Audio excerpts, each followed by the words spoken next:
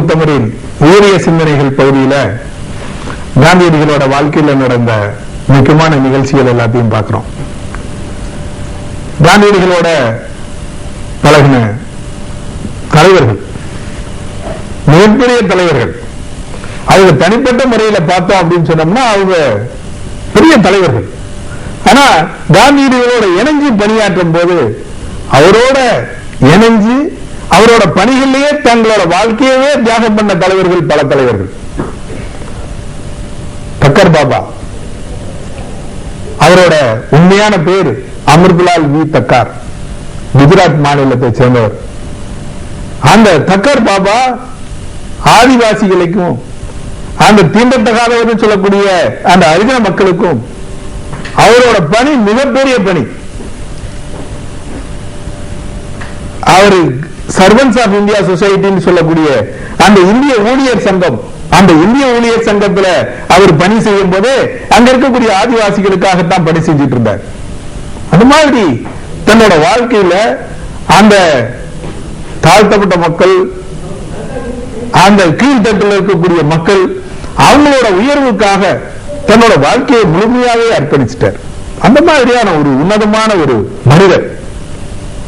அவர் ஒரு தடவை இங்க சென்னைக்கு வர்றார். சென்னையில் இருக்கக்கூடிய தக்கர் பாபா வித்யாலயத்துல ஒரு கூட்டம். அந்த கூட்டம், அந்த நிர்வாக கூட்டத்துக்கு தக்கர் பாபாவும் வர்றாரு. அது மழை காலம், அதனால மழையில நனைஞ்சிருவாரு. கொஞ்சம் மழையும் இருந்ததுனால கொஞ்சம் தாமதமாகவும் வர்றாரு. கூட்டம் நடந்துகிட்டு இருக்கு. அதனால வந்த உடனே அந்த ஈர உடையோடையே அவர் அந்த கூட்டத்தில் உட்கார்ந்துட்டார். அப்ப இருந்த செயலாளர் எல்.என். கோபால்சாமி, தக்கர் பாபா வித்யாலயத்தோட முன்னாள் செயலாளர் எல்.என். கோபால்சாமி, பெரியவர்னு சொல்லுவாங்க, எல்.என்.ஜின்னு சொல்லுவாங்க. அவர் தான் அந்த கூட்டத்தில் இருக்கிறாரு. அப்ப எல்லாரும் சொல்றாங்க, போய் நீங்க வேணா உடைய மாற்றிட்டு வாங்களே அப்படின்னு சொல்றாரு. அப்ப அவர் சொல்றாரு, இல்ல இல்ல தேவையில்லை, நீங்க கூட்டத்தை நடத்துங்க அப்படின்னு சொல்றாரு. அப்ப திரும்ப எல்லாரும் சொல்றாங்க, ஏன்னா அவர் ஈர உடையோட உட்கார்ந்து இருக்காரு தக்கர் பாபா, அதனால நீங்க எந்த உடையை மாத்திட்டு வந்துருங்க, அப்புறம் நம்ம கூட்டத்தை கூட வச்சுக்கலாம் அப்படின்னு சொல்றாங்க. அப்ப அவர் சொல்றாரு, தேவையில்லைன்னு சொன்னது அது இல்ல, நான் தேவையில்லை அப்படின்னு சொல்லிட்டு நான் ஒரு உடையதான் வச்சிருக்கேன் அப்படின்னு. அகில இந்திய தலைவர், காந்தியோட இருந்த மிகப்பெரிய தலைவர், அவர் சொல்றாரு எனக்கு மாற்று உடை இல்லை அப்படின்றார். அப்ப எந்த மாதிரியான ஒரு வாழ்க்கையை வாழ்ந்திருக்காங்க அவங்க.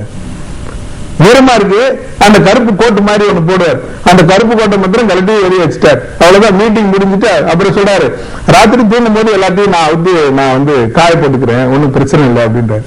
அதனால ராத்திரி ஒவ்வொரு நாளும் இரவு அந்த துணிகளை பூராத்தையும் துவைச்சு காய வச்சு அடுத்த நாள் போட்டுட்டு போறதுதான் அவரோட வேலை. அவ்வளவு எளிமையா யாரால வாழ முடியும்? அப்ப இந்த மக்களுக்காக நான் வாழணும் போது எவ்வளவு ஒரு எளிமையான ஒரு வாழ்க்கைய தக்கர் பாபா கடைபிடிச்சிருக்காரு. அத அவர் பெரியவர் எல்.என்.ஜி சொல்லுவார்.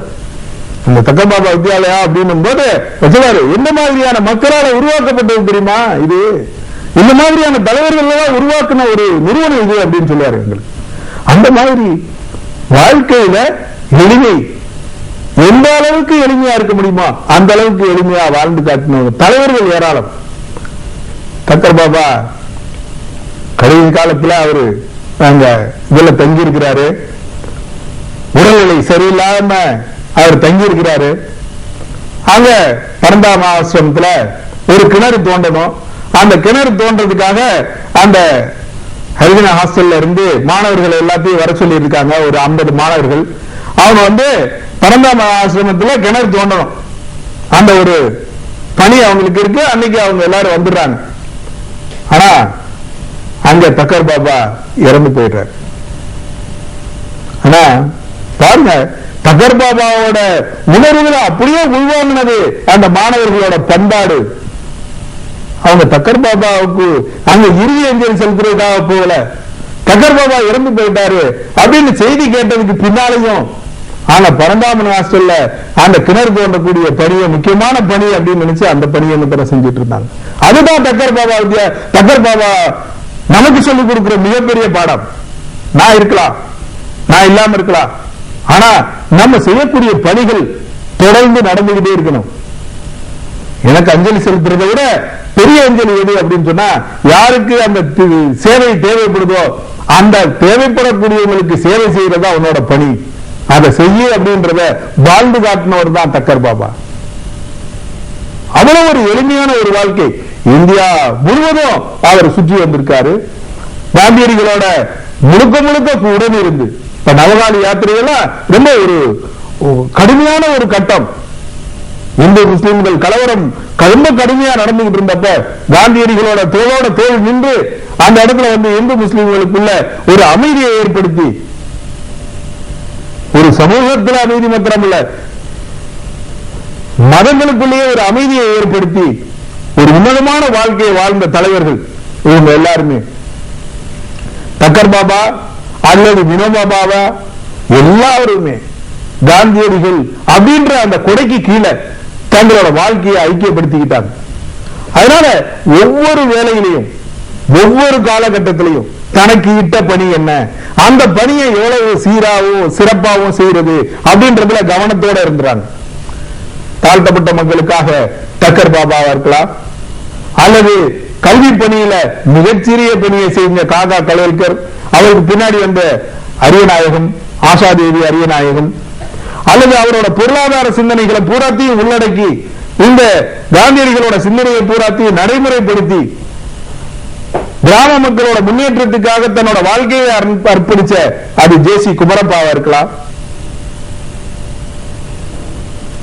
பின்னால பெரிய பூமிதான இயக்கத்தையே நடத்த வினோபாபாவே, ஜெயபிரகாஷ் நாராயணன், மக்கள் சக்தி தான் மிகப்பெரிய சக்தி அப்படின்னு நிரூபிச்சு காட்டின ஜெயபிரகாஷ் நாராயண், இந்த மாதிரி பல தலைவர்கள் காந்தி கூட இருந்து அவரோட பணிகளை செய்யறத தங்களோட வாழ்க்கையோட லட்சியமா எடுத்து செஞ்சதுனாலதான் இன்னைக்கு அன்னைக்கு அந்த சுதந்திர இயக்கம் மிகப்பெரிய மக்கள் இயக்கமா வந்தது.